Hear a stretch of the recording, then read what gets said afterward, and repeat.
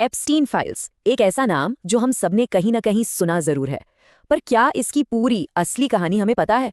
देखिए, ये एक ऐसी कहानी है जो आपको परेशान करेगी, शायद गुस्सा भी दिलाएगी और मन में ना बहुत सारे सवाल छोड़ जाएगी। तो चलिए आज इस पूरे मामले की परतें खोलते हैं। जरा एक बार सोच कर देखिए, कैरेबियन में एक प्राइवेट आइलैंड, मतलब 75 एकड़ का जन्नत जैसा एक टुकड़ा। सफेद रेत वाले खूबसूरत बीचेस, चारों तरफ हरे भरे ताड़ के पेड़ और बीच में एक बहुत बड़ी हवेली। बिल्कुल वैसी जगह जिसके बारे में हम और आप सिर्फ सपनों में ही सोच सकते हैं। लेकिन इस जन्नत के ठीक नीचे एक नर्क छिपा हुआ था। एक ऐसी जगह जहां सपने सच नहीं होते थे बल्कि तोड़े जाते थे, जहां मासूमियत छीनी जाती थी। वहां के जो लोकल लोग थे ना, उन्होंने इस जगह को एक नाम दिया था, पीडोफाइल आइलैंड। और इसके पीछे एक बहुत बहुत खौफनाक वजह थी। तो सवाल ये है कि इस पूरे बुरे सपने के सेंटर में आखिर था कौन, और इस घिनौने खेल में उसके साथ कौन कौन शामिल था। चलिए पता लगाते हैं। तो मिलिए जेफरी एप्स्टीन से। सच कहें तो एक पहेली जैसा इंसान। एक तरफ वो ब्रुकलिन में मैथ का एक मामूली टीचर था और दूसरी ही तरफ वो एक मल्टी मिलियनेयर बन गया जो दुनिया के सबसे ताकतवर लोगों जैसे राष्ट्रपतियों और प्रधानमंत्रियों के साथ उठता बैठता था। अब सवाल ये है कि ये सब हुआ कैसे। यही वो सवाल है जो आज तक हर कोई पूछ रहा है। तो एप्स्टीन ने अपना ये पूरा साम्राज्य, ये पूरा नेटवर्क बनाया कैसे? ये कहानी जितनी कॉम्प्लिकेटेड है उतनी ही डिस्टर्बिंग भी है। और इसकी शुरुआत हुई एक ऐसी लड़की से जिसने हिम्मत दिखाकर अपनी आवाज उठाई। ये सब शुरू हुआ एक 14 साल की लड़की की हिम्मत से। वो पुलिस के पास गई और अपनी कहानी बताई। और जैसे ही उसने ये किया, मानो एक बांध ही टूट गया।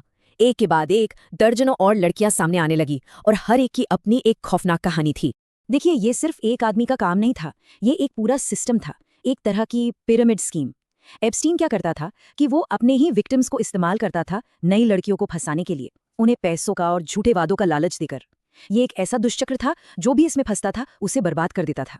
तो आप सोचिए, दर्जनों विक्टिम्स हैं, एफबीआई के पास पक्के सबूत हैं, केस बिल्कुल सीधा और साफ लगता है ना? पर नहीं, यहीं से ये कहानी एक और भी ज्यादा चौंकाने वाला मोड़ लेती है। ये वो सवाल है जो शायद किसी को भी सोचने पर मजबूर कर दें कि आखिर 36 विक्टिम्स और एफबीआई के सबूतों के बावजूद जेफरी एप्स्टीन को सिर्फ 13 महीने की सजा कैसे हुई? इसका जवाब यकीन मानिए आपको गुस्सा दिला देगा। ये थी एक सीक्रेट डील। बंद दरवाजों के पीछे वकीलों ने एक ऐसा समझौता किया जिसने एप्स्टीन को उसके सबसे बड़े अपराधों से लगभग बचा ही लिया। इंटरनेशनल सेक्स ट्रैफिकिंग जैसे गंभीर आरोपों को हटाकर सिर्फ छोटे मोटे आरोप लगाए गए। और सबसे बड़ी बात, इस पूरी डील को विक्टिम्स और पब्लिक दोनों से छिपा के रखा गया। ये सचमुच न्याय का एक मजाक था। तो फिर जेफरी एप्स्टीन को सजा क्या मिली? कह सकते हैं कि बस नाम के लिए। उसे जेल के एक प्राइवेट विंग में रखा गया और कमाल की बात ये कि उसे हफ्ते में 6 दिन रोज 12 घंटे अपने आलीशान ऑफिस जाने की इजाजत भी थी। ये कोई सजा थी या छुट्टी? और फिर बस 13 महीने बाद वो बाहर था, एक आजाद इंसान। एप्स्टीन को लगा कि वो बच निकला, और सच कहें तो कई सालों तक ऐसा लगा भी कि वो सही था। लेकिन उसने एक चीज को नजरअंदाज कर दिया था, एक पत्रकार की ताकत जो सच को बाहर लाने के लिए किसी भी हद तक जाने को तैयार थी। जूली के ब्राउन, ये वो नाम है जिसने वो कर दिखाया जो कोई नहीं कर सका था।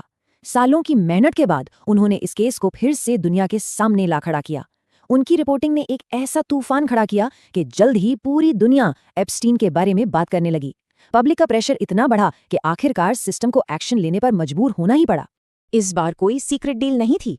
जेफरी एप्स्टीन को सेक्स ट्रैफिकिंग जैसे संगीन आरोपों का सामना करना पड़ रहा था। सजा 45 साल जेल। ऐसा लग रहा था कि इस बार वो अपनी बाकी की जिंदगी सलाखों के पीछे ही बिताएगा, या शायद हमें ऐसा लग रहा था। लेकिन ठीक जब लगता है कि कहानी अब अपने अंजाम तक पहुंच रही है, तभी कहानी एक और मोड़ लेती है। और ये एक ऐसा ट्विस्ट था जिसकी उम्मीद शायद किसी ने भी नहीं की थी। 10 अगस्त 2019 जेफरी एप्स्टीन अपनी जेल की कोठरी में मरा हुआ पाया गया। ऑफिशियली कहा गया कि ये एक सुसाइड था। इसी के साथ एप्स्टीन की कहानी तो खत्म हो गई, या यूं कहें कि वो अपने सारे राज अपने साथ ही ले गया।